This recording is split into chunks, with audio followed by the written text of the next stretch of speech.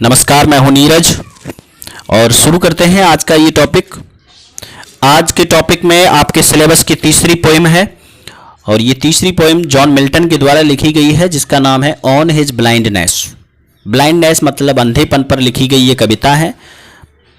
John Milton 44 साल की उम्र में अंधे हो गए थे, जिसकी वजह से वो बहुत परेशान हैं और उनका ये कहना है कि मैं ईश्वर की बहुत प्रशंसा करना चाहता था। मैं अपने जीवन का सच्चा लेखा जोखा अपनी कविताओं के माध्यम से प्रस्तुत करना चाहता था, लेकिन मेरी आंखों की रोशनी मेरा साथ नहीं दे रही है और मैं चाहते हुए भी कविताएं नहीं लिख सकता हूं। और ये जो कविता नामक जो टैलेंट दिया है ईश्वर ने मुझे, मैं उस टैलेंट का प्रयोग नहीं कर सकता हूं। तो कहीं ईश्वर मुझसे फटकार तो नहीं लगाएंगे, मुझसे नाराज तो नहीं होंगे और मुझसे मेरी जो टैलेंट है उसका हिसाब नहीं मांगेंगे।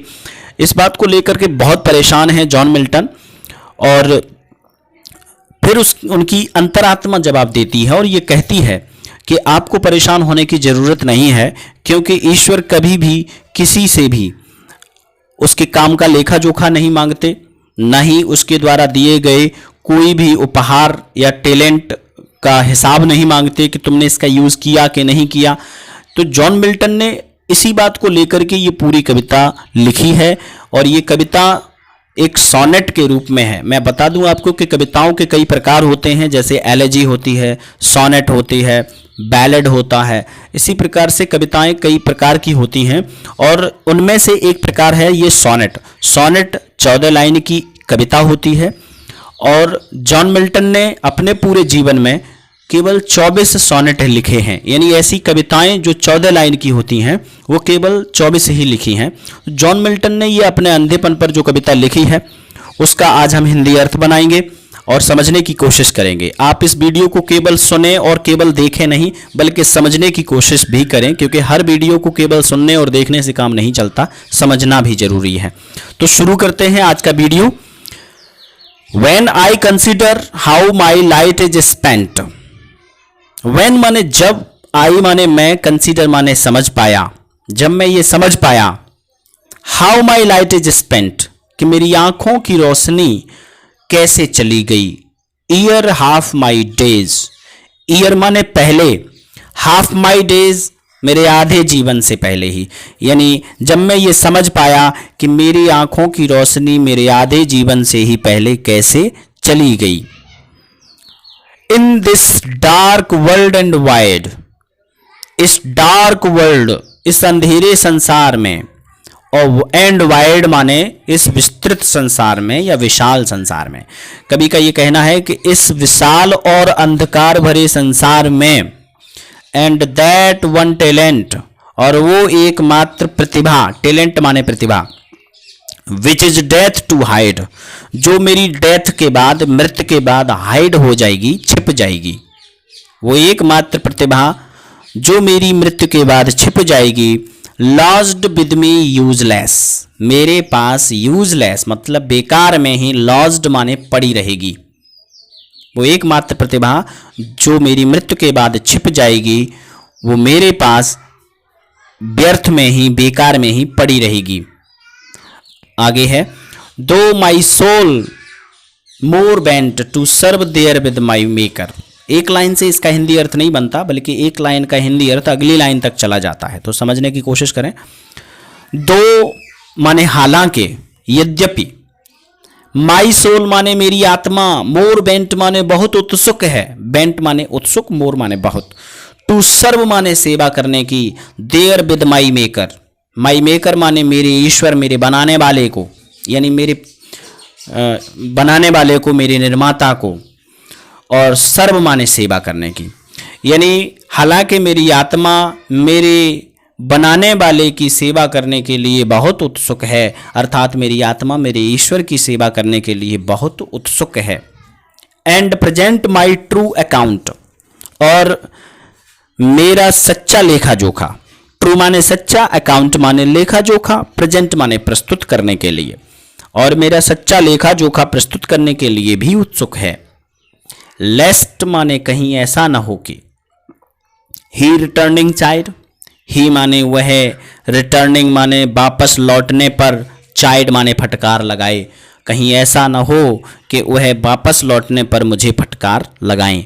ये ईश्वर के लिए कह रहे हैं जॉन मिल्टन कि कहीं ऐसा न हो कि जब मैं ईश्वर के सामने जाऊं तो वो मुझे फटकार लगाएं। आगे प्रश्न करते हुए कहते हैं John Milton, doth God exact day labour. ये डॉथ जो है वो पुरानी स्टाइल का लिखा हुआ डज है। पहले डॉथ लिखा जाता था, अब डज लिखा जाता है। Doth God exact day labour. Exact माने मांगना, डे माने दिन में, लेबर माने की गई मेहनत। यानी क्या भगवान दिन में की गई मेहनत का लेखा जोखा मांगते हैं? लाइट डिनाइड, जबकि आंखों की रोशनी ने तो डिनाई कर दिया है, इनकार कर दिया है, मेरा साथ छोड़ गई है। हालांकि मेरी आंखों की रोशनी मेरा साथ छोड़ गई है, तो भी क्या भगवान मेरे द्वारा दिन में की गई मेहनत का लेखा जोखा मांगते हैं? आई फॉन्डली आस्क, मैं फॉन्डली माने मूर्खतापूर्वक पूछता हूं।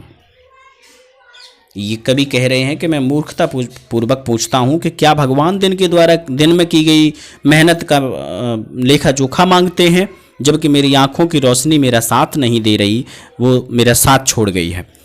बट माने लेकिन, पेशेंस माने धैर्य, अंतरात्मा। To prevent that murmur soon replies. Prevent माने रोकने के लिए, और दैट मर्मर माने उस घबराहट को, उस बड़बड़ाहट को। सून रिप्लाइज माने शीघ्र उत्तर देती है।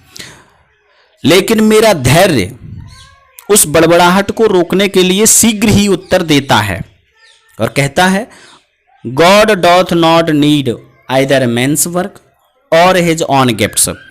भगवान को ना तो आदमी के कार्यों की आवश्यकता या जरूरत होती है और ना ही उनके द्वारा दिए गए गिफ्ट की, यानी उपहार की। Who best bear his mild yoke. Who माने जो, बेस्ट माने सबसे ज्यादा, बर्दाश्त करते हैं।